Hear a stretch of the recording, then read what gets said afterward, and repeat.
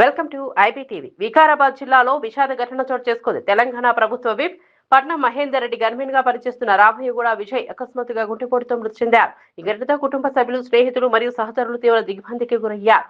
విజయ్ మృతి విషయం తెలిసిన వెంటనే విప్ పట్నం మహేందర్ రెడ్డి ఆయన నివాసానికి చేరుకుని కుటుంబ సభ్యులను పరామర్శారు. నా దగ్గర 15 ఏళ్ళ నుంచి పనిచేసిండు. చాలా మంచి వ్యక్తి. అనుకోకుండా రాత్రి డైరెక్ట్ చనిపోవడం చాలా బాధాకరం. వారికి 3 పిల్లలు ఉన్నారు, 2 పాపలు, 1 బాబు ఉన్నాడు. మా వంతు కూడా సాయం తప్పకుండా చేస్తాం. ఇల్లు కట్టడం ఉత్సాహం ఆగిపోయింది. వాళ్ళ భార్య కూడా గవర్నమెంట్ తరఫున ఎస్పీ కానీ కలెక్టర్తో మాట్లాడి డిపార్ట్మెంట్లో జాబ్ వచ్చే విధంగా లేని పక్షాన మా కాలేజీలో కానీ మా కంపెనీలు ఉన్నాయి, అక్కడ వాళ్ళ జాబ్ ఇచ్చి ఆ పిల్లలను కూడా చదివించే బాధ్యత తీసుకొని చాలా బాధాకరం. వాళ్ళ తల్లి వాళ్ళ బాధ చూస్తుంటే చాలా బాధ అనిపించింది.